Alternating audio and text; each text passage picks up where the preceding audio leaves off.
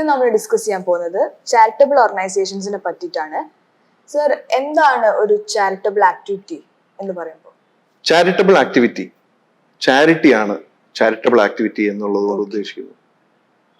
Income tax act section 215 ആണ് charitable ആക്ടിവിറ്റീനെ define ചെയ്യുന്നത്. ആ ഡെഫിനേഷൻ പ്രകാരം yoga, prevention of wild life, water storage, forest, places or monuments or objects which have artistic or historical importance, medical relief, relief for the poor, education, അതേപോലെ advancement of any other objects for general public utility. ഇതിനെയാണ് മൊത്തത്തിൽ charitable activity എന്ന് income tax act define ചെയ്തിരിക്കുന്നത്.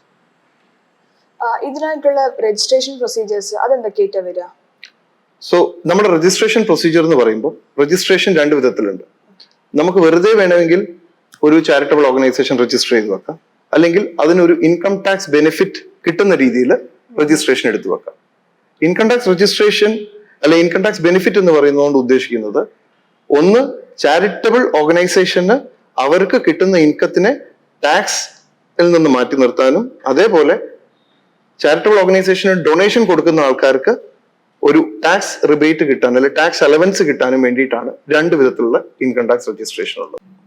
ഇതിന് പ്രധാനമായിട്ടും വേണ്ടത് 3 തരത്തിലാണ് ഇന്ത്യയിൽ നമുക്ക് ചാരിറ്റബിൾ ഓർഗനൈസേഷൻ രജിസ്റ്റർ ചെയ്യാൻ സാധിക്കുന്നത്.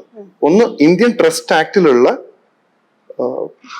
ട്രസ്റ്റ് രജിസ്റ്റർ ചെയ്യാൻ പറ്റും. 2, സൊസൈറ്റീസ് രജിസ്ട്രേഷൻ ആക്ട് പ്രകാരമുള്ള സൊസൈറ്റി രജിസ്റ്റർ ചെയ്യാൻ പറ്റും.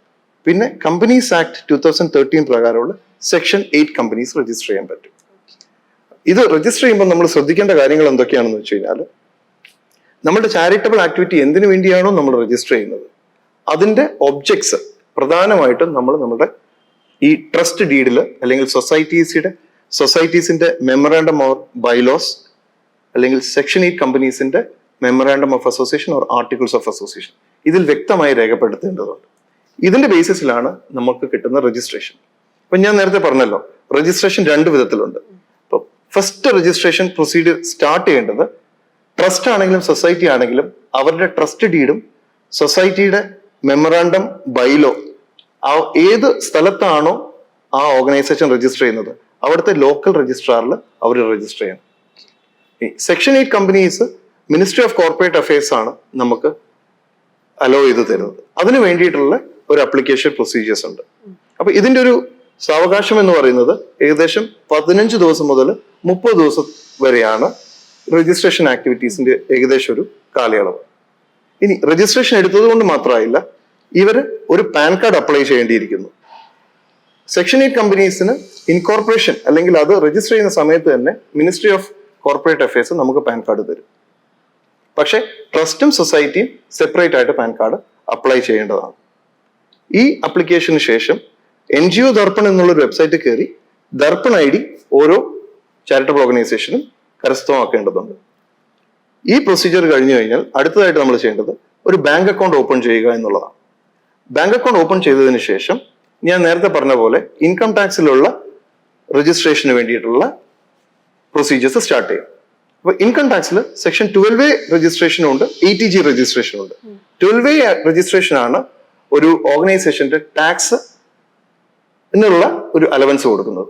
ATG രജിസ്ട്രേഷൻ ആണ് ആ ഓർഗനൈസേഷനിലോട്ട് ഡൊണേറ്റ് ചെയ്യുന്ന ആൾക്കാരുടെ ഡൊണേഷന് ഒരു എക്സംഷൻ കൊടുക്കുന്നത്. അപ്പൊ ഈ രണ്ട് രജിസ്ട്രേഷനും നമുക്ക് എടുക്കാൻ സാധിക്കും ഒരു ചാരിറ്റബിൾ ഓർഗനൈസേഷൻ. ഇവിടെ ഒരു കാര്യം പറയേണ്ടതുണ്ട്, റിലീജിയസ് ഒബ്ജക്റ്റീവ്സ് ഉള്ള ചാരിറ്റബിൾ ഓർഗനൈസേഷൻ ആണെങ്കിൽ അവർക്ക് ATG രജിസ്ട്രേഷൻ കിട്ടില്ല. അപ്പോൾ ഡെഫിനറ്റ്ലി നമ്മുടെ ഒബ്ജക്ട്സ് ഡ്രാഫ്റ്റ് ചെയ്യുന്ന സമയത്ത് അവിടെ റിലീജിയസ് ആക്ടിവിറ്റീസ് ഉണ്ട് എങ്കിൽ അവർക്ക് ഒരിക്കലും ATG രജിസ്ട്രേഷൻ എടുക്കാൻ സാധിക്കില്ല.